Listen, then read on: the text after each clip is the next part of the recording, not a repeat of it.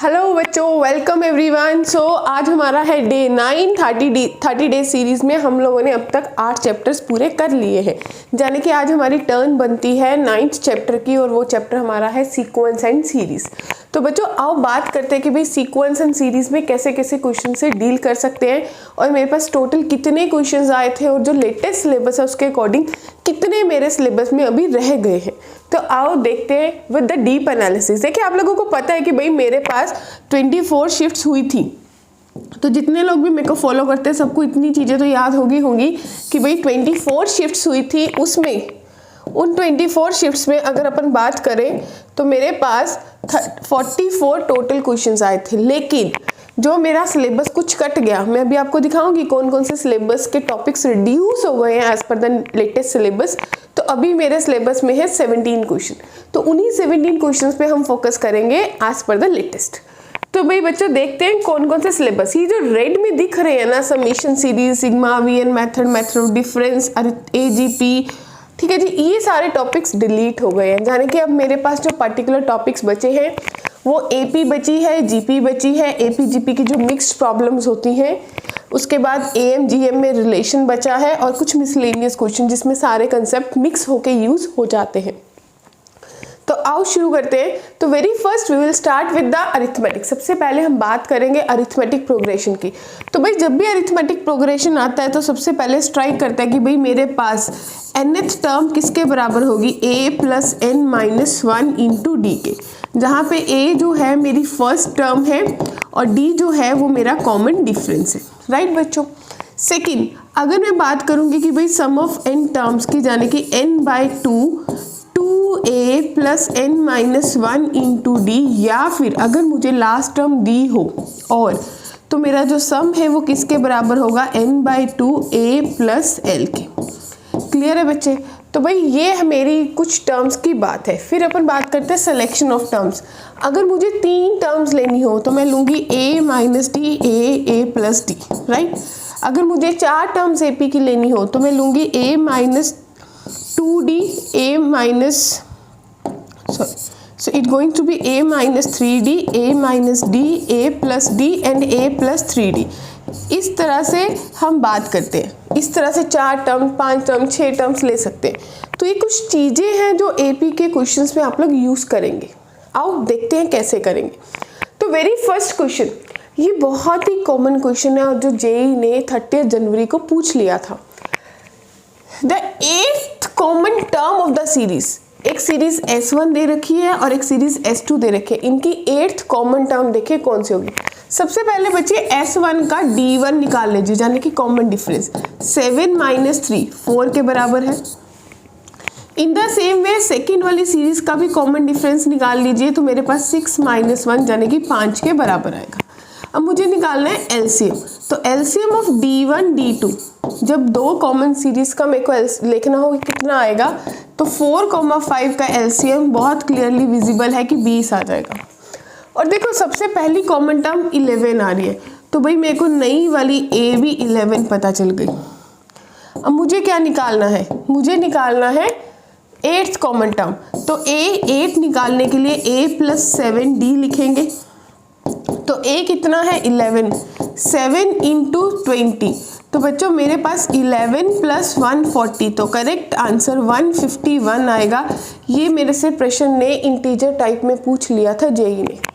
बताओ, ठीक है जी, बहुत सिंपल क्वेश्चन पूछा था। देखते हैं नेक्स्ट। अब अगला सवाल क्या पूछा, अगला सवाल पूछा सम ऑफ द कॉमन टर्म्स। इनमें जो कॉमन टर्म्स आएंगे उनका सम पूछा था। तो 3 अरिथमेटिक प्रोग्रेशन 3 दे रखे हैं। तो बच्चे पहली वाली अरिथमेटिक प्रोग्रेशन में मेरे को D1 पता चला कितना आ रहा है 4, दूसरी वाली में कॉमन डिफरेंस D2 मेरे पास आ रहा है 3 और तीसरी वाली में D3 मेरे पास आ रहा है 5। अब मुझे देखना था किनका, तो आप इसमें जब सर्च करोगे तो इन तीनों में से सबसे पहली कॉमन टर्म जो A है वो 47 आएगी। कॉमन टर्म कौन सी आएगी सबसे पहली, 47। और जो मेरा डिफरेंस है कॉमन डिफरेंस वो 4, 3 और 5, अगर इन तीनों को देखूंगी तो मेरे पास 60 आ गया। ठीक है जी, यानी कि 40 अगली 47 है। अगली टर्म कौन सी बनेगी बच्चे, जब आप लोग देखेंगे पहली 47, इसमें 60 ऐड करा तो 107, इसमें 60 ऐड करा तो 167, जब इसमें और 60 ऐड करेंगे तो 197 को लीड कर जाएगी, यानी कि मुझे उससे आगे जाना ही नहीं है। तो मेरे पास अल्टीमेटली ये तीनों टर्म्स बनी है और मुझे इन तीनों का ही सम लेना, तो मुझे फॉर्मूला की भी ज़रूरत नहीं है। ये मेरे पास बन जाएगा 154 और ये 167, तो 7 और 4 11, 2 और 3, तो भाई करेक्ट आंसर मेरा इस प्रश्न का 321 आ जाएगा। बताओ, बहुत सिंपल प्रश्न था जो जेई ने मेरे से पूछा 1 फेब को। ठीक है जी, देखिए नेक्स्ट। अब प्रश्न ने कहा कि सम ऑफ ऑल दोज टर्म्स, वो सारी टर्म्स का सम मुझे निकालना है जो कि इसकी एपी में है, which are not divisible by 3। तो बच्चों जब ऐसा प्रश्न बनता है तो मुझे क्या स्ट्राइक कर रहा है, मुझे स्ट्राइक कर रहा है कि भाई अगर मैं ये टोटल सम, अगर मैं टोटल सम में से क्या करूं, अगर मैं टोटल सम में से माइनस कर दूं सम जो कि डिविजिबल है, डिविजिबल बाय 3 है, तो बहुत इजी हो जाएगा।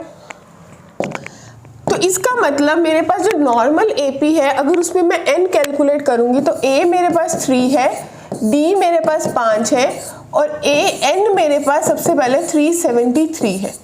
तो बच्चों 373 is equals to 3 plus n minus 1 into 5, यानी कि 370 divided by 5 is equals to n minus 1, तो n माइनस 1 74, तो दिस इंप्लाइज कि टोटल टर्म्स तो इसके पास 75 है। क्लियर। अब दूसरी तरफ अगर 3 से डिविजिबल है तो भाई मेरे पास टर्म कौन सी बनेगी, अगर 3 5 8 है, 8 5 13 है, 13 5 18 है, यानी कि मेरे पास एपी कुछ ऐसी दिखेगी 318 जो 3 से डिविजिबल होगी, 318 एंड सो ऑन। देखो 373 3 से डिविजिबल नहीं है, तो इन द बैकवर्ड काउंटिंग जब आप 5 5 कम करेंगे तो मेरे इससे 5 368 आएगा, वो भी डिविजिबल नहीं है। इससे 5 कम 363, तो भाई ये डिविजिबल है, तो जाने कि ये कहाँ तक जाएगा, 363 तक जाने वाला है। अब अपन बात करते हैं कि भाई इसका कितनी टर्म्स आएंगी, तो 363 is equals to 3 plus n minus 1 और मेरा सम बना 15। तो 360 divided by 15 is equals to n minus 1, 15 two the 30, 15 four the 60, तो n मेरे पास बन गया 25। अब मैं सम लगा सकती हूँ भाई, इसमें से ये सम माइनस करने के लिए मुझे क्या करना होगा, सबसे total sum 75 by 2 a plus L, यानी कि 3 प्लस 373 माइनस 25 बाई 2 और मेरे पास बन गया 3 प्लस 363। तो जाने कि बच्चों जब आपने इसको करा तो 75 बाई 2 और ये बन गया 376 माइनस 25 बाई 2 और ये मेरे पास बन गया 366। तो जब मैंने इसको माइनस करा, जाने कि 2 1 ज़ा 2, 2 8 द 16, 2 8 द 16, 2 1 ज़ा 2, 2 8 द 16, 2 3 ज़ा 6। तो भाई जब आप इसको मल्टीप्लाई करने वाले हो, जैसे ही आपने इसको मल्टीप्लाई करा तो आप लोगों के पास एक फाइनल आंसर आएगा। वो आंसर आपका क्या होगा, वो आपका रिक्वायर्ड आंसर होगा। तो calculation is at your part, आप लोग कर सकते हैं। ठीक है जी। तो अगर आप कैलकुलेशन देखेंगे तो आपके पास कुछ कैलकुलेशन इतनी आ जाएगी 9525 after the final calculations. Next question, तो नेक्स्ट क्वेश्चन एपी ने मेरे को क्या बोला, कहता है A1 8 के बराबर है, A1 A2 A3 and so on, A1 A3 AN up to so on, ये वाली जो टर्म्स है ये AP में है। If the sum of first 4 terms, अगर पहली 4 टर्म्स का सम AP में है 50 और लास्ट 4 का सम मेरे पास 170 है, तो मुझे बताना है प्रोडक्ट ऑफ 2 मिडल टर्म्स। तो बच्चे अगर मैं बोलूँ, इसका मतलब मेरे को क्वेश्चन बोला A1 plus A2 plus A3 plus A4, चारों के चारों टर्म्स का जो सम है वो मुझे 50 दे रखा है।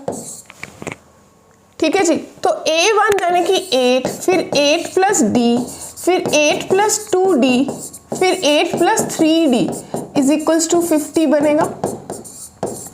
8 फॉर द 32, 32 तो जाके माइनस होगा, तो D6D जो है वो 18 के बराबर आएगा, तो यहाँ से D का वैल्यू 3 आ जाएगा। क्या कहते हो, वाओ।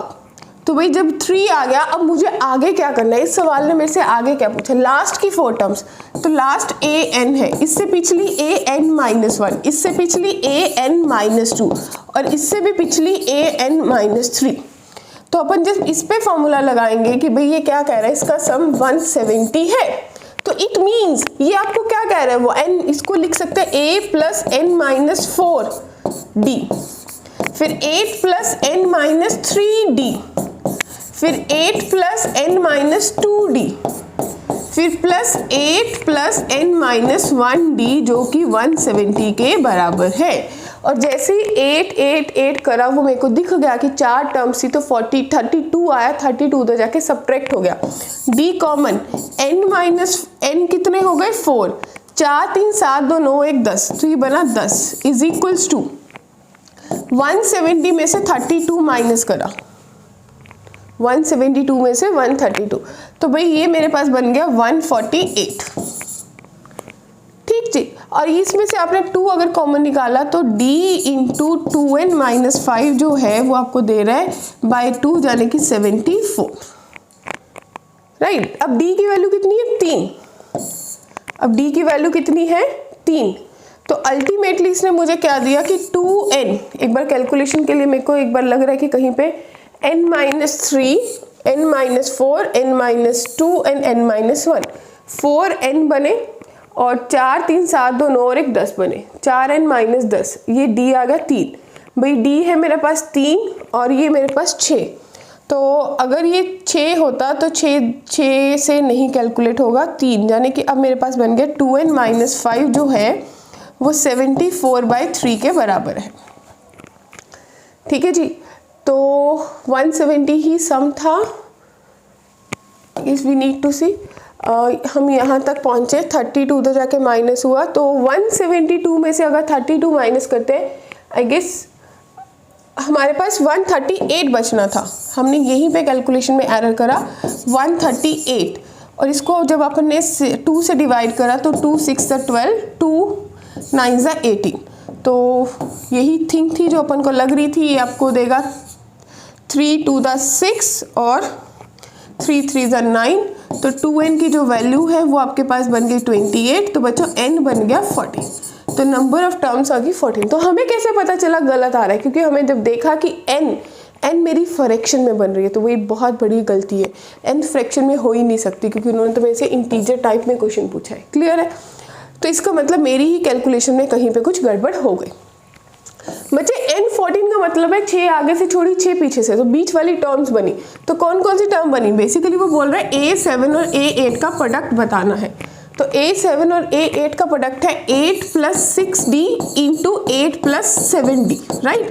तो भाई 8 प्लस 6d, 8 प्लस 6 इंटू 3 18, और 8 प्लस 7d 8 प्लस 21, तो जो आपने इसको ऐड करा तो ये आपको देगा 26 और ये 29, यानी कि 26 इंटू 30 माइनस 1, तो आप कर सकते हो कि 26 को 3 से मल्टीप्लाई करूंगी तो 3 6 18 1 7 80 माइनस 26, तो ये आपको करेक्ट आंसर दे देगा, क्लियर है जी, और इंटीजर टाइप में देगा। देखिए नेक्स्ट, अगला प्रश्न एपी ने क्या पूछा, a1 a2 a3 and an ने एपी। अब मेरे को क्वेश्चन ने दे रखा है कि भाई a5 जो है वो 2a7 के बराबर है, एंड a11 जो है वो 18 के बराबर है, a11 18 के बराबर है, तो आपको इसकी वैल्यू कैलकुलेट करनी है। सबसे पहले इसी का हिसाब किताब कर लेते हैं। मैं ऐसे बोलती हूँ कि मैं इसको लिख सकती हूँ a plus 4d is equals to 2 into a plus 6d, यानी कि a plus 4d is equals to 2a plus 12d। e उधर जाएगा तो आपके पास a और ये बन जाएगा प्लस का 8d is equals to 0, right बच्चों, यानी कि a जो है वो माइनस 8d के बराबर है, पहली बात। दूसरा, उसने बोला a प्लस 10d जो है वो 18 के बराबर है। अब a माइनस 8d, तो 2d जो है वो 18 के बराबर है, तो भाई d की वैल्यू आ गई 9। अब मेरे से क्वेश्चन ने क्या एक्सपेक्ट करा, अब देखते हैं। क्वेश्चन मेरे को बोल रहे हैं इसको, तो जैसे ही ये रैशनलाइज दिखेगा कि रूट में चीजें नीचे हैं तो इसको अपन रैशनलाइज कर देंगे, तो आपके पास दिख जाएगा 12 इंटू रूट में under root A11 minus A10, ऐसा लिख सकते हैं, डिवाइडेड बाय इन दोनों का डिफरेंस जब करोगे तो A11 माइनस A10 आएगा, जाने कि सिर्फ और सिर्फ कॉमन डिफरेंस बचेगा। In the same way under root में A12 minus A under root A11 और नीचे डिफरेंस बचेगा, and so on under root A18 minus under root A17 बचेगा और डिवाइडेड बाय D आ जाएगा। बताओ भाई, ठीक है जी। अब D जो है वो कॉमन भी निकाल सकते हैं, उसकी वैल्यू 9 है, पर अभी क्यों पंगा लेना है। जब आपने 12/9 चलो कर भी लीजिए तो आपके पास बचेगा कितना, देखिए A11 कट रहा है, A12 भी कटेगा, एंड सो ऑन, सिर्फ और सिर्फ बचेगा क्या, अंडर रूट में A18 माइनस अंडर रूट में A10। ठीक भाई, तो मेरे को A18 और A10 की वैल्यू चाहिए थी, तो A18 मेरे पास कितना बनेगा, A प्लस 17D। तो भाई A कितना है आपके पास, A आपके पास कितना आया था, -8D plus 17D, it means आपके पास कितना बचा, आपके पास बचा 9D, D कितना है 9, तो 81 बन गया। देखिए बहुत इजी कैलकुलेशन हो गई। और दूसरी आपसे पूछिए A10, तो A10 का मतलब है A प्लस 9D, तो A की वैल्यू -8D प्लस 9D, तो अल्टीमेटली D आ गया जो कि 9 के बराबर है। तो भाई अब आपको कुछ भी नहीं करना है, आपको सिर्फ वैल्यूज पुट करनी है, यानी कि 12 जब आप बात करेंगे 12/9 और आपके पास कितना बन जाएगा A18, 81 बाहर निकलेगा 9 और ये बनेगा 3, तो आपके पास बन गया 12/9 इंटू 6। ठीक, तो 3 2 द 6, 3 3 द 9, 3 4 द 12, तो आपके पास करेक्ट आंसर प्रश्न ने दिया 8। तो ये आपका ये जेई का 31 जनवरी को पूछा हुआ सवाल था। क्लियर जी। अब देखते हैं अगला, ये कुछ सिमिलर काइंड का ही क्वेश्चन आपको दिख रहा होगा कि भाई सिमिलर सा लग रहा है। n पॉजिटिव कॉन्जिक्यूटिव नंबर्स है, d हमेशा पॉजिटिव रहेगा, तो जब आप इसको भी रेसिप्रोकल करेंगे रैशनलाइज करके तो आपके पास प्रश्न कैसा दिखेगा, लिमिट बोल रहा है, साथ में लिमिट भी पूछ रहा है कि भाई n टेंड टू इन्फिनिटी है, आपके पास root D by root n दिख रहा है, और जब आप इसमें लिमिट्स लगाएंगे तो आपके पास क्या दिखेगा, आपके पास दिखने वाला है अंडर रूट में A2 minus under root A1 divided by D plus under root में A3 minus under root A2 divided by D and so on, under root में AN माइनस अंडर रूट में AN minus 1 divided by D। क्या कहते हैं, बहुत basic है, क्योंकि भाई मैंने देना है जेई, ये कौन सा मेरा बेसिक की क्लास है, ये तो मेरी जेई की क्लास है, और वो भी PYQ बिल्कुल एंड टाइम पे जो पॉलिशिंग का टाइम होता है। तो अगर अपन लिख के बताएंगे कि भाई ऐसे करना है, तो मेरे को कैसे पता चलेगा कि मुझे टाइम कैसे बचाना है। तो अब यहाँ से जब D कटेगा तो आपको दिख गया कि भाई limit n tend to infinity बात कर रहा है, और 1/√n और √D बच रहा है। और इसमें भी आपको दिखा कि भाई A2 कटेगा, A3 कटेगा, अल्टीमेटली बचेगा AN माइनस √A1। क्यों भाई, तो जब इसका फॉर्मूला लगाएंगे ये मुझे कैसे बोलेगा, तो इसको देख के मेरे को लगा कि 1/√ND एज इट इज रख लेते हैं, और ये मेरे को दे देगा कि अंडर रूट में A plus n minus 1 into D minus √A। ठीक है जी। अब एज पर द क्वेश्चन जो मुझे चाहिए, मुझे एकदम से n कॉमन निकाल लेनी चाहिए, तभी मेरा कुछ क्वेश्चन सॉर्ट होगा, तभी मुझे पता चलेगा कि इसका आंसर एग्जैक्टली किसना आ रहा है। तो भाई अगर मेरा n कॉमन निकल के कट जाता है तो मेरी प्रॉब्लम सॉर्टेड हो जाएगी। तो उसके लिए मुझे क्या सोचना होगा, भाई मैं n कॉमन निकालना चाहूँ या फिर इस n को अंदर ले जाऊँ उनके साथ, तो ये मेरे पास टर्म दिखेगी कैसे, ये दिखेगी 1/√D एज इट इज लिख रहा है, और ये दिखेगा √A/n plus D minus D/n minus √A/n। तो भाई जब इन्फिनिटी को टेंड कर रहे हैं तो ये वाली टर्म भी 0 होगी, ये भी 0 होगी और ये भी 0 होगी, तो सिर्फ बचेगा D। तो अल्टीमेटली आपके पास बचा √D/√D। तो मेरा सही आंसर 1, तो ऑप्शन बी बिल्कुल सही आंसर दे रहे हैं। क्लियर है जी। बात करेंगे जीपी की। तो जीपी एकदम से बच्चों के लिए +1 में नहीं आता है, एपी +1 में पढ़ रखा, +2 में 10th में पढ़ रखा होता है।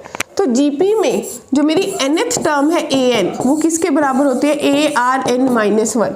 a होती है फर्स्ट टर्म, r होती है कॉमन रेशो, और जो सम ऑफ जीपी है Sn, वो किसके बराबर होता है, AR⁻n-1 डिवाइडेड बाय r-1। ठीक है जी। तो भाई ये मेरे पास फॉर्मूलाज लगते हैं। वैसे ही कुछ टर्म्स की भी बात करते हैं, कौन सी लेनी है, तो सेम वे में बात करते हैं, जैसे जैसे आएगी वैसे वैसे इंप्लीमेंट करेंगे। तो late A1, A2, A3 be in GP. ये सब टर्म्स मेरे पास जीपी में है, ये सब टर्म्स जीपी में है। Of increasing positive numbers if the product of 4th and 6th term, अगर 4th और 6th टर्म की जो प्रोडक्ट है वो मुझे 9 दे रखी है, और सम of 5th A5 plus A7 जो है वो 24 दे रखा है, तो भाई मुझे इसकी वैल्यू इवैल्यूएट करनी है।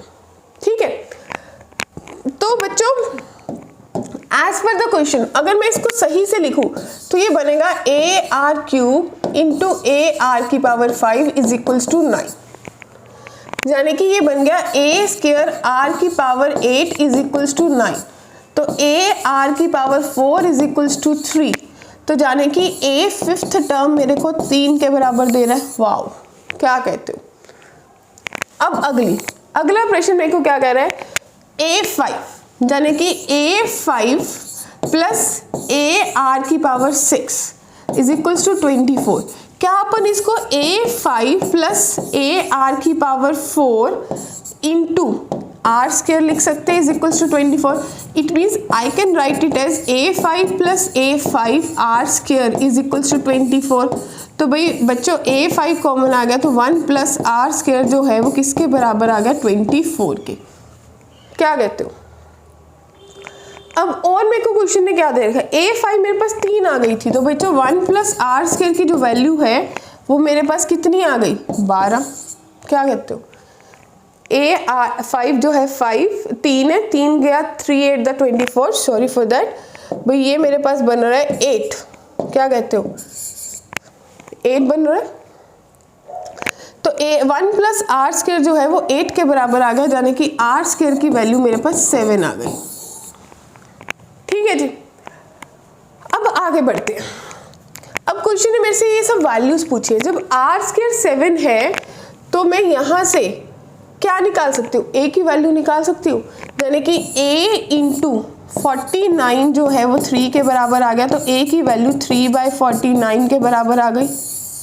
जब इतनी बात मुझे पता चल गई, अब मुझे जाना है क्वेश्चन पे। A1 into A9, A2 A4 A9 plus A5 plus A7। तो सवाल समझ आ रहा है कि भाई क्या पूछना चाह रहा है, A इंटू AR⁸, यानी कि A² इंटू R²⁴, फिर प्लस AR³ इंटू AR⁸, यानी कि प्रश्न ने पूछा AQ, और ये कितना बन गया, 8 3 9 1 10, यानी कि R²⁵ plus AR4 plus AR6। तो अल्टीमेटली जो मेरे से क्वेश्चन पूछना चाह रहा है उस सब की वैल्यू मेरे पास अब अवेलेबल है। तो मैं चाहूँ तो मैं सॉल्व कर सकती हूँ, बहुत इजीली सॉल्व कर सकती हूँ। अब आपको क्या करना है, आपके पास R² की वैल्यू पता है, A की वैल्यू पता है, पुट करते जाएंगे आंसर आता जाएगा। जैसे इसकी वैल्यू है 3/49 इंटू R² की पावर 4 टाइम है, यानी कि 7 इंटू 7 इंटू 7 इंटू 7 प्लस फिर इसकी वैल्यू 3 बार 3 की पावर 3 डिवाइडेड बाय 49 की पावर 3 और R² की पावर यानी कि 7 की पावर 5। इस तरीके से आप वैल्यूज पुट करेंगे और आपके पास फाइनल आंसर आ जाएगा। और सारे के सारे क्वेश्चन जो है वो आपसे इंटीजर टाइप में ही पूछे गए थे। क्लियर है जी। अब देखिए नेक्स्ट, कहते हैं 4th term of GP T4 मुझे दे रखा है। भाई ये तरीका होता है लिखने का, हमेशा से जो मिला है उसको लिखते चलिए, ठीक है जी। And it's common ratio, R जो है वो 1/m दे रखी है, और मुझे कुछ टर्म्स दे रखे हैं कि भाई अगर ये डिनोट कर रहा है तो S6 greater than S5 plus 1, जाने कि अल्टीमेटली S6 माइनस S5 जो है वो ग्रेटर देन 1 है, और दूसरी तरफ S7 माइनस S6 जो है वो लेस देन 1/2 है। अगर इसने मुझे ऐसा कुछ दिया है तो डेफिनेटली यूज कर रहा होगा। तो AR की क्यूब जो है वो 500 के बराबर है, राइट बच्चों। और क्वेश्चन ने मुझे क्या दिया, कॉमन रेशियो दे रखी है, sum of first 10 terms of GP आपको शो करना है, तो number of possible values of M बतानी है। तो अगर मुझे ऐसा दे रखा है तो भाई R की वैल्यू 500/R³ हो गई। अगर अपन जाएंगे तो अपन बोलेंगे कि S6 minus S5 greater than 1 है, तो आप लोग क्या बोलेंगे, आप लोग बोलेंगे कि AR की पावर 5 माइनस AR की पावर 4 ग्रेटर देन 1, AR की पावर 4 यानी कि R माइनस 1 ग्रेटर देन 1, ऐसा ही बोल रहा है।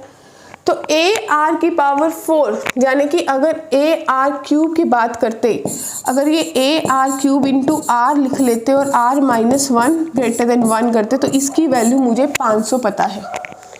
तो भाई R² माइनस R, या फिर आप इसको लिख लीजिए R कॉमन, R माइनस 1 जो है वो ग्रेटर देन 1/500 मिल गया।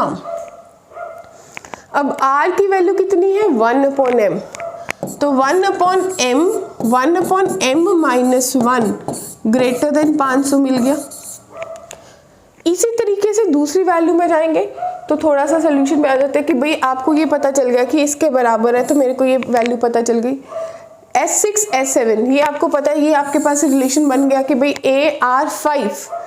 अगर लॉजिकली देखा जाए एक चीज है क्या, ये अपन ने क्या लगा दिया, अगर सोचा जाए तो मेरे को तो यहाँ पे सम लगाना था, लेकिन अब आपको यहाँ पे लॉजिकली क्या बनाना था, आपको ये सोचना था बच्चों कि अगर मुझे ऐसा दिख रहा है और मैंने पढ़ रखा है कि Sn माइनस Sn माइनस 1 जो है वो An के बराबर होता है, तो जाने कि ये मुझे दे रहा है कि A5 ग्रेटर देन 1, जाने कि A into AR power 4 is greater than 1, तो जाने कि यहाँ से मुझे क्या पता चला, AR3 500, तो R इज ग्रेटर देन 1/500, जो R है वो 1/500 से बड़ी है।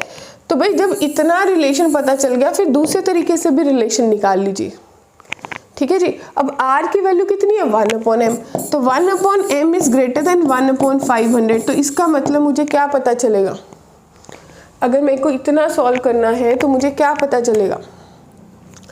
फिर एक A6 दे रहा है, तो A6 का मतलब है AR5, तो यहाँ पे मेरे पास R² बनेगा, ये M² देगा, तो M² जो है वो लेस देन 500, यानी कि जो M की वैल्यू है वो उसका स्क्वायर 500 से कम होगा, ऐसा पॉजिटिव नेचुरल नंबर, तो जिसका 500 से कम है 11, 12, 13, 14 एंड सो ऑन, कहाँ तक जाएगा भाई, कहाँ तक जाने वाला है, उसकी वैल्यू जाएगी मैक्सिमम 22 तक। तो यहाँ से आप कैलकुलेट कर लीजिए कि कितनी वैल्यूज आ रही हैं आपकी टोटल M की, तो उतनी ही वैल्यूज पॉसिबल होंगी। क्लियर है। अब नेक्स्ट कहते हैं A K और B K with the 2 GPs with the common ratio. अब A K वाली जो है रेशो उसका कॉमन रेशो R1 है, और जो B K है उसका कॉमन रेशो R2 है, राइट बच्चों। Such that A1 is equals to A1 B1 4 के बराबर है, और अगर आपको दे रखा है कि भाई R1 हमेशा छोटा रहेगा और जो CK है वो AK प्लस BK के बराबर है, और C2 मुझे 5 दे रखा है, it means A2 plus B2 के बराबर है, और C3 मुझे 13/4 दे रखा है, इसका मतलब A3 प्लस B3 की बात कर रहा है। तो मुझे इस दिए हुए एक्सप्रेशन की वैल्यू निकालें। सबसे पहले तो ये देखें कि A1 B1 का मतलब वो क्या बता रहा है, A1 भी 4 है B1 भी 4 है, तो क्लियर है, फर्स्ट टर्म दे रखी है। फिर उसके बाद अगर मुझे C2 दे रखा है, तो बच्चे A2 किसके बराबर होगा, A1 R1, और B2 किसके बराबर होगा, B1 R1, यानी कि आप सीधा सीधा लिख सकते हो कि भी C2 जो है वो किसके बराबर होगा? वो बराबर होगा R1 प्लस R2 इंटू 4 के,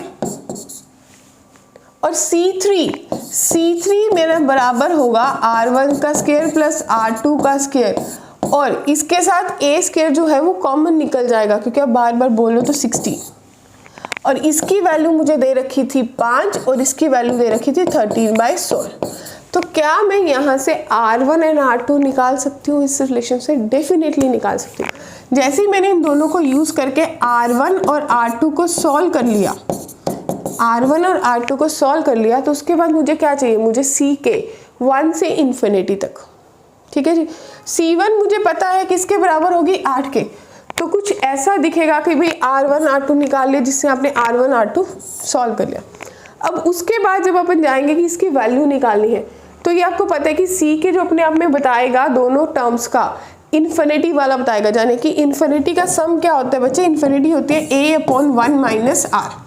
इसने अपना फॉर्मूला लगाया, A6 और B4 अपन आराम से लगा सकते हैं। तो finally you will get the answer. Next देखिए, फर्स्ट टर्म A है, कॉमन रेशियो R है, ऑफ अ ज्योमेट्रिक प्रोग्रेशन। किसी ज्योमेट्रिक प्रोग्रेशन का फर्स्ट टर्म A है, कॉमन रेशियो R है, किसी ज्योमेट्रिक प्रोग्रेशन का। The sum of the square of first three terms is 3303। तो कितना होगा सम ऑफ दिस टर्म्स? किसी GP है, A है, A और कॉमन रेशियो है, तो भाई सम of square of first three terms, अगर मैं फर्स्ट थ्री टर्म्स का सम मुझे निकालना है, यानी कि मुझे निकालना है A plus AR plus AR square, इसका सम मुझे निकालना है। मेरे को क्वेश्चन ने दे क्या रखा है? मुझे दे रखा है उसका सम ऑफ द स्क्वायर, यानी कि A square plus A square R square plus A square R की पावर 4 जो है वो 33033 के बराबर है, राइट। तो A square common 1 plus R square plus R की पावर 4 जो है वो 33033 के बराबर है, राइट। तो अगर इसको थोड़ा सा सॉर्ट करके लिखेंगे, इसका मेरे को फैक्टराइजेशन चाहिए, ठीक है जी। वो फैक्टराइजेशन मैं आपको सॉल्यूशन की हेल्प से शो कर देती हूँ कि भाई मेरे पास कुछ ऐसा दिखेगा, यानी कि आपको दिख जाएगा 11 का स्क्वायर 3 इंटू 7 इंटू 30। तो बाय कंपैरिजन A की वैल्यू तो 11 आ गई। तो 1 plus R square plus R की पावर 4 जो है, अगर आप इसको मल्टीप्लाई करेंगे 273 आएगा। तो R square common 1 plus R square की जो वैल्यू है वो 272 बन गई, ठीक है जी। अब 272 को भी फर्दर फैक्टराइज करेंगे आप लोग। तो अगर अपन फर्दर फैक्टराइज करेंगे तो मैं इसको कॉन्जिक्यूटिव फैक्टर्स में ऐसा लिख सकती हूँ जैसा कि परम्यूटेशन में आप लोगों ने सीखा था, दैट इज 16 इंटू 70। तो भाई स्क्वायर है 16 के बराबर होगा, उसमें एक ऐड करा तो 17 होगा। अब मेरे से क्वेश्चन ने बोला कि बी अ पॉजिटिव इंटीजर, यानी कि R नेगेटिव पॉसिबल ही नहीं है, सिर्फ और सिर्फ 4 पॉसिबल है। A पता चल गया, R पता चल गया, तो मुझे अब क्या देखना है? सीरीज सम लिखना है। तो A 11 प्लस 44 प्लस 16 इंटू 11 1716।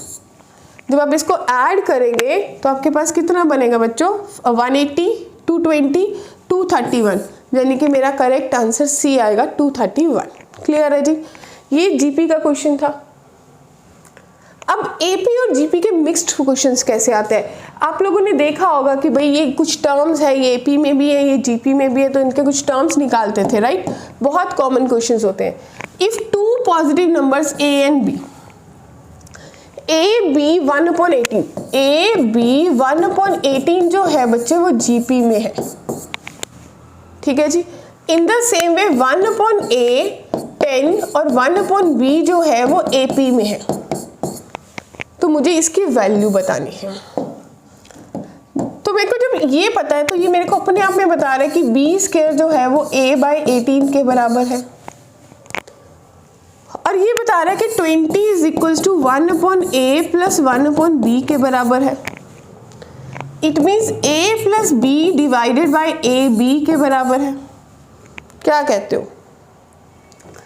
तो क्या मैं a की वैल्यू पुट कर दूं? तो बच्चा 20 इज इक्वल्स टू a की वैल्यू आएगी 18b square plus b divided by 18b square into b। तो ultimately 18b plus 1 divided by 18b square जो कि 20 के बराबर है। तो जब आपके पास इतनी टर्म बन गई तो अपन क्या सोचेंगे? अपन सोचेंगे 18b प्लस 1 जो है वो 360b स्क्वायर के बराबर है।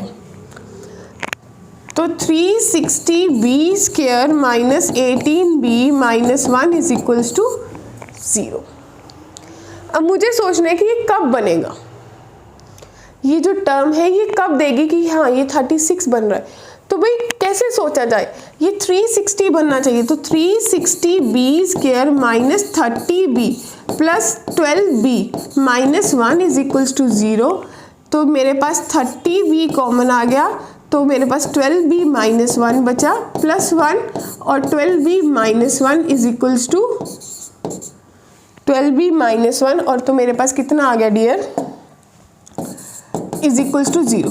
तो बच्चा मेरे पास b की वैल्यू 1/12 आ गई या फिर माइनस 1/30। नेगेटिव इग्नोर कर दिया क्योंकि नेगेटिव चाहिए ही नहीं, तो b की वैल्यू आ गई 1/12। जैसे ही जाएंगे भाई b की वैल्यू 1/12 है तो इसके पास जाएंगे तो 1/112 into 12 is equals to a/18। ठीक है जी। तो मेरे पास 6 3 ज़ा 18, 6 2 ज़ा 12, 3 4 ज़ा 12। तो a की वैल्यू आ गई 1/8। अब क्वेश्चन है मेरे को इसकी वैल्यू बतानी है। तो जब मैंने इसकी वैल्यू बतानी है एज पर द क्वेश्चन, तो 16 इंटू 1/8 प्लस 12 इंटू 1/12। तो 8 2 ज़ा 16, 12 12, तो 3 आंसर करेक्ट आएगा। तो इतनी सारी लेबर के बाद फाइनली आपके पास आंसर आया। क्लियर है? 3:30 हो गई। हाँ चलिए जा नीचे चले जा। हाँ जी next is 0 z y x be 3 real numbers such that 1/x 1/y 1/z are in arithmetic progression. x root 2y z are in a GP। तो आपको बताना है ये दे रखा है कि x y y z z x 3/√2 x y z के बराबर है, तो इसकी वैल्यू किसके बराबर होगी? तो डियर बच्चों, तो माय डियर बच्चा पार्टी, चीनू मैम की बच्चा पार्टी, क्या सोचते हो कि ये एपी में है, यानी कि 1/x 1/y और 1/z जो है वो एपी में है। तो भाई वो अपने आप में बता रहा है कि 2/y जो है वो 1/x प्लस 1/z के बराबर है, यानी कि x plus z divided by xz के बराबर है। xz के बराबर है क्या? 2/y। इसको रख लेते हैं डब्बे में। अगला चलते हैं। तो अब मेरे पास x √2y और z जो है वो GP में है, इसका मतलब 2y² जो है वो xz के बराबर है। तो इसको भी डाला डब्बे में, ये जाएगा इसके पास। क्या कहते हो? ठीक है ना भाई। तो जब ये इसके पास जाएगा तो मेरे को यहाँ से अब अल्टीमेटली इन टर्म्स को सॉल्व करना है। क्या करना है? अल्टीमेटली इन टर्म्स को सॉल्व करना है। तो मुझे अगर इन टर्म्स को सॉल्व करना है तो मुझे कैसे सॉल्व करना होगा बच्चे? इसके पास चलेंगे सबसे पहले। इसके पास ही जाओगे, किसी और के पास जाओगे? कैसे सोचने वाले हो भाई? एक्स वाई एक्स जेड की वैल्यू मुझे पता है। अगर इसमें से मैं y कॉमन ले लूँ तो x प्लस जेड एक्स जो है वो 3/√2 xz इंटू वाई के बराबर है। कुछ ऐसा दिखा? तो जब ऐसा दिखा, अगर ये वैल्यू इसके पास जाती तो मेरे पास बनता 4y² divided by y is equals to x plus z, यानी कि x प्लस जेड की वैल्यू 4y के बराबर आ जाती।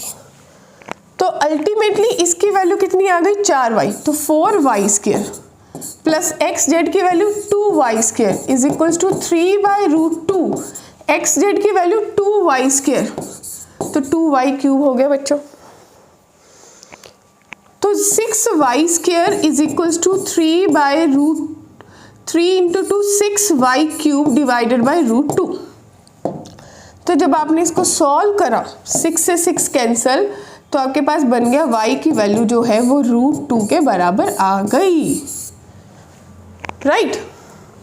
तो भाई जब y की वैल्यू √2 आ गई, मुझे इसकी वैल्यू निकालनी है। क्या कहते हो, इसकी वैल्यू निकालनी है। तो जब मुझे इसकी वैल्यू निकालनी है तो ये एक्सप्रेशन जो है जब ये यहाँ पे आएगा तो आप इसको क्या सोचेंगे, आपको प्रश्न बोल रहा है 3 इंटू एक्स प्लस वाई, तो x प्लस जेड की वैल्यू 4y और इसकी 5y, तो 5y का स्क्वायर, यानी कि 3 इंटू 5 √2 का होल स्क्वायर। तो अल्टीमेटली मेरे पास कितना बना, 3 इंटू 50। ठीक है जी, जब 50 बना तो करेक्ट आंसर 150 आया और सारे के सारे प्रश्न जो है मेरे से इंटीजर टाइप में पूछे गए थे और इसका सही आंसर मेरे पास 150 बना। और कुछ भी नहीं है, बहुत सिंपल छोटी छोटी सी कैलकुलेशन है जिनके बारे में मुझे फोकस करना है। अब अगला सवाल, a b c greater than 1, a cube b cube c cube are in. अब प्रश्न क्या कह रहा है कि a cube b cube c cube ये तीनों के तीनों AP में है, ठीक है जी। log a log b are in GP, यानी कि अकॉर्डिंग टू द क्वेश्चन अगर ये AP में है तो आपको सीधा सीधा दिखेगा 2b cube is equals to a cube plus c cube. पहली चीज लिख लो, जैसे ही मिले पहले उसी को पक्का कर लो। फिर अगला भाई कह रहे log a to b plus log into log c to a और comma log b to c, भाई ये GP में है। अगर ये GP की बात कर रहा है तो ये कह रहा है कि इसका square log a by log c का जो स्क्वायर है वो किसके बराबर है, log b by log a। जो बच्चे जेई जाने वाले हैं उनको log आता है, log c by log b। ठीक है जी, ये गया। तो एज पर द क्वेश्चन ये आपको क्या दे रहा है, ये आपको log c, यानी कि अल्टीमेटली आपको बता रहा है कि log a का जो क्यूब है वो log c के क्यूब के बराबर है। तो इसने भी सीधा सीधा बता दिया कि a जो है वो c के बराबर है। क्या कहते हो, इतनी बात बन गई। भाई अगर a c के बराबर है बच्चे तो आप लोग देख पा रहे हो कि this implies a b c तीनों ही बराबर है, पहली चीज। अब if the sum of first 20 terms of AP whose first term is this and the common difference is this, अगर आपको सम दे रखा है पहली 20 टर्म का जो कि -444 के बराबर है और उसकी फर्स्ट टर्म a जो है, first term a plus 4b plus c by 3 के बराबर है और तीनों ही बराबर है, तो आप लोग क्या बोलोगे कि 6a बाई 3 यानी कि 2a के बराबर है। और कॉमन डिफरेंस जो उसने दिया तो as per the c a minus 8b plus c divided by 10, तो इसका मतलब ये आपको क्या बता रहा है कि अल्टीमेटली अगर सब a है तो इसकी वैल्यू भी कितनी आ जाएगी, -6a बाई 10, यानी कि आपके पास बन गया -3 बाई 5a। ठीक है जी, तो मुझे इसका 20th टर्म बता रखा है, मुझे बता रखा है सम ऑफ 20 टर्म, तो S20 का मतलब है 10 इंटू 2a प्लस n-1 यानी कि 19 इंटू d। तो जब मुझे ऐसा इम्प्लीमेंट करना है तो 10 इंटू 2a कितना है, तो आपके पास बन गया 4a plus 19 into -3a by 5। तो बच्चों अपन इसको सॉल्व जब करेंगे तो आपके पास बनेगा 20 और ये बनेगा 57। तो आपके पास अल्टीमेटली जो दिखेगा कि भाई जो मेरा S20 दे रखा था -444 वो किसके बराबर आएगा, 20 आएगा 57, 20 माइनस 37 बचा, -37 इंटू 2, तो -37a इंटू 2 जो है वो 444 के बराबर बचा। नेगेटिव से नेगेटिव भी गया, 2 से गया तो 2 अब अपन को देखना है कि ये किस पे जाएगा, 6 पे देखते हैं। अगर 37 को 6 से मल्टीप्लाई करें तो 2 आएगा और 18 और 4 2, तो यानी कि a की वैल्यू 6 आ गई। तो भाई जब a की वैल्यू 6 आ गई तो तीनों ही बराबर है, तो 6 का क्यूब यानी कि 216 मेरा करेक्ट आंसर बन रहा है। देखो मतलब अल्टीमेटली जब मेरे पास जेई का क्वेश्चन आएगा कंसेप्ट वही है जो मैंने पढ़े हैं, बस थोड़ा सा मेरे को क्विकली दिमाग चलाना है कि भाई क्या क्या चीज़ें इंप्लीमेंट करनी है, कैसे सॉल्व कर सकता हूँ, क्या लगा सकता हूँ। अब अपन के पास आता है AM, GM, HM और इनइक्वालिटी के बेस्ड कुछ क्वेश्चंस बनते हैं। ये बड़े अच्छे वाले क्वेश्चंस होते हैं। अब क्वेश्चन मेरे को क्या कह रहा है, क्वेश्चन मेरे को कह रहा है कि A, B, C, D 4 कोई रियल पॉजिटिव नंबर्स हैं, उनका सम 11 के बराबर है। इसकी मैक्सिमम वैल्यू जो है A5, B3, C2 और D 3750 बीटा के बराबर है, तो बीटा बताना है। बच्चों ये जो क्वेश्चन है ना, ये अपने आप में हिंट बताते हैं। पहली बात तो ये बता रहा है कि मैं AP का हूँ, लेकिन आपको लगेगा क्यों AP का हूँ। अगर लॉजिकली सोच के देखो ना, ये A को 5 बार स्प्लिट कर लो, B को 3 बार कर लो, C को 2 बार और D को 1 बार, तो आपको सम बताएगा। देखो कैसे, ये आपने स्प्लिट करा, अपने आप में हिंट मिला आपको।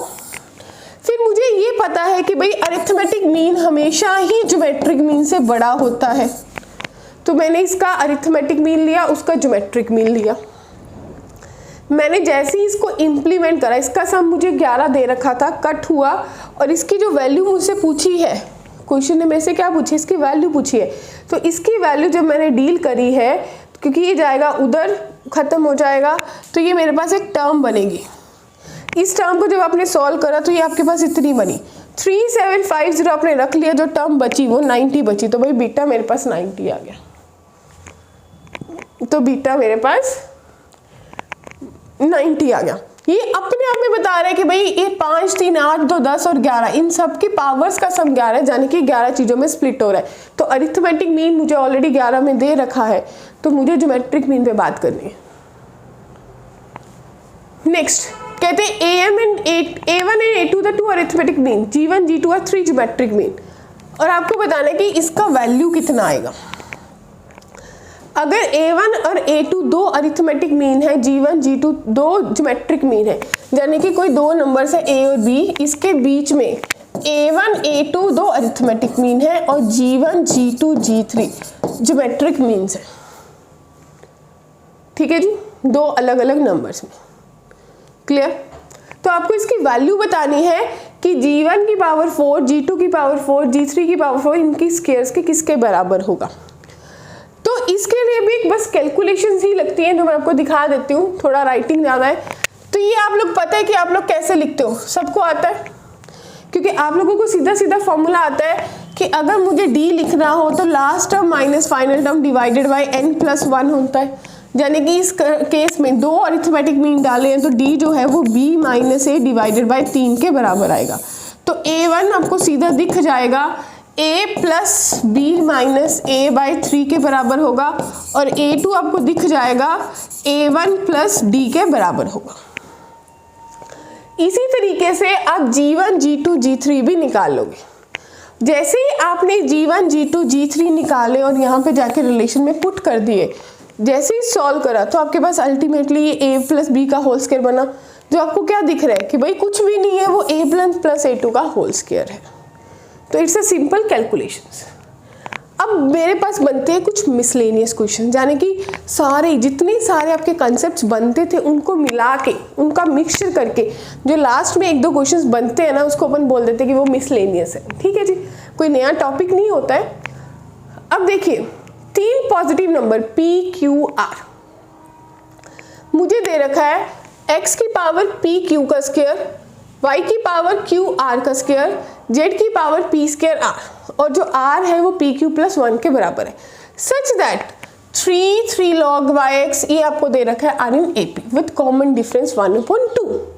तो भाई आपको इसकी वैल्यू निकालनी है। तो क्वेश्चन तो सबको हिट कर ही गया होगा, क्या कहते हो। 3 पॉजिटिव नंबर्स थे और उनमें रिलेशन दे रखा है कि x की पावर ये तीनों बराबर है और r जो है वो PQ + 1, और मुझे फर्दर क्या दे रखा है कि भाई ये जो टर्म्स हैं ये AP में है, जिनका कॉमन डिफरेंस 1/2 है। आओ लेट्स हैव अ लुक। जब आपने लिखा, जैसा कि आप लोग लिखते हो, आप लोगों को याद होगा, आपने लिखा होगा कि x की पावर PQ² = y की पावर QR² = z की पावर P²Q। अगर ये मान लो K के बराबर है, तो भाई जो PQ² है और ये जो मेरे पीस क्यू स्क्वायर है वो मेरे पास log base x to k बन जाएगा। फिर क्यू आर स्क्वायर जो है वो log base y to k बन जाएगा। और जो मेरे पास पी स्क्वायर क्यू है वो log base z to k बन जाएगा। ठीक है। अब अगला क्वेश्चन ने मुझे क्या बोला है कि जब आपने इतनी बात कर ली, इसके बाद ये तीनों आपने एपी में ले ली। अगर ये मैं एपी में देखूं, तो मैं क्या देखूंगी कि भाई log y टू x की बात कर रहा है। ध्यान से देखिए, log y टू x की बात कर रहा है। जब वो log y टू x की बात कर रहा है तो आप उसको लिखोगे कि भाई log x upon log y, तो उसने इन दोनों को ही डिवाइड कर दिया। log x टू z निकाल लिया, log s टू, बस उसके बाद क्या है भाई, आपका एपी में प्रूव हो गया। अगर वो एपी में है, ये तीनों टर्म जो आपके पास आ गई कि ये 3 टाइम्स एपी में है, तो आपका कॉमन डिफरेंस 1/2 है और जो क्वेश्चन ने पूछा था वो वैल्यू निकल जाएगी। क्या कहते हो? ठीक है जी।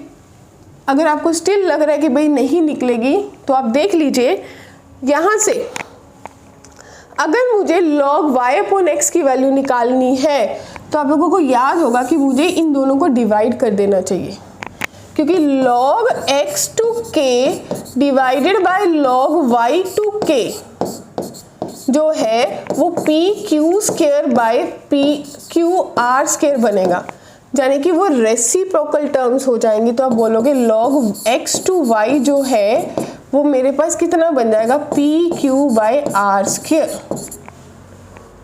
इसी तरीके से log z टू y निकालेंगे, log z x to z निकालेंगे, और जैसे ही सॉल्व कर लिया उसके बाद कॉमन डिफरेंस 1/2 ले लेंगे, इस रिलेशन को यूज करेंगे and we will get the answer.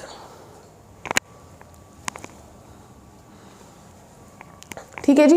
ये आपके पास एक रिलेशन बनेगा, दूसरा आपको दे रखा है, दोनों को बराबर करेंगे, p q 6 आ गई, r 7 आ गई, p और q को रिलेशन निकाल के p और q की वैल्यू निकल जाएगी। And here we are having the last question, बहुत इजी है।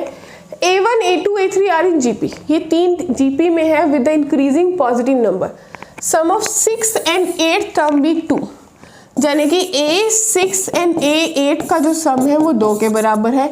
Product of a3 into a5 जो है वो 1/9 के बराबर है। और आप लोगों को याद आया होगा, ऐसा क्वेश्चन हमने करा है आज की क्लास में, सिमिलर, सिर्फ टर्मिनोलॉजीज में फ़र्क है। भाई इसको आप लिखोगे a r की पावर 5 प्लस a r की पावर 7 जो कि 2 के बराबर है।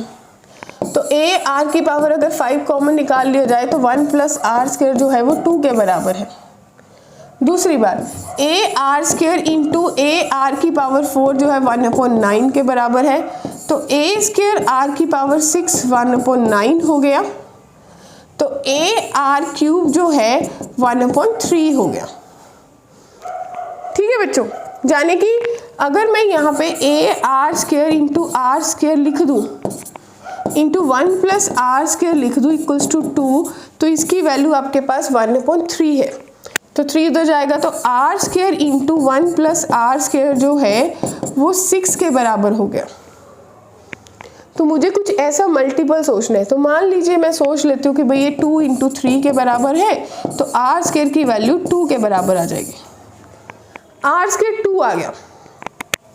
जब r स्क्वायर 2 है तो कहीं चलेंगे, यहाँ पे चलते हैं इसके पास। तो भाई r स्क्वायर 2, तो यानी कि 2√2 जो है 1/3 हो गया, तो a की वैल्यू 1/6√2 हो गई। a निकल गया, r निकल गया। अब जो क्वेश्चन ने पूछा है वो भी निकल जाएगा, यानी कि 6 into AR plus AR cube plus AR5, यानी कि आपके पास बनेगा 6a स्क्वायर, यहाँ से r कॉमन निकला और वहाँ से r क्यूब, तो r4 निकल गया। तो 1 plus r square into 1 plus r square. ठीक है जी। ये r in square 1 plus r का स्क्वायर जो है आपको दिख रहा है कि भाई 6 के बराबर है, उसका भी स्क्वायर हो गया। तो 6a स्क्वायर इंटू इसका स्क्वायर यानी कि 1/36। a की वैल्यू आपने निकाल लिया, पुट कर देंगे, तो 6 6 36, a स्क्वायर की वैल्यू आ गई 1/36√2 और आपके पास इसकी वैल्यू 1/6, तो आपके पास ये आंसर बन जाएगा। ठीक है जी, तो एक बार कैलकुलेशन देख लेते हैं। बिल्कुल आर आपके पास इतनी आई थी, जब आपने इसको किया ये भी इतना ही आया, और फाइनली जब आपने इसको सॉल्व करा तो will get the answer. So dear students, ये हमारे कुछ एपी के क्वेश्चंस थे। फिर मिलेंगे अगले चैप्टर के साथ। जिन्होंने अभी तक लाइक शेयर नहीं करा फटाफट कर दो, सब्सक्राइब कर दीजिए, सो दैट आप लोगों को नए नए चैप्टर का नोटिफिकेशन मिल जाए। पढ़ते रहिए, revise and revise, revise and revise is only the key policy to get your destination. तब तक के लिए बाय बाय।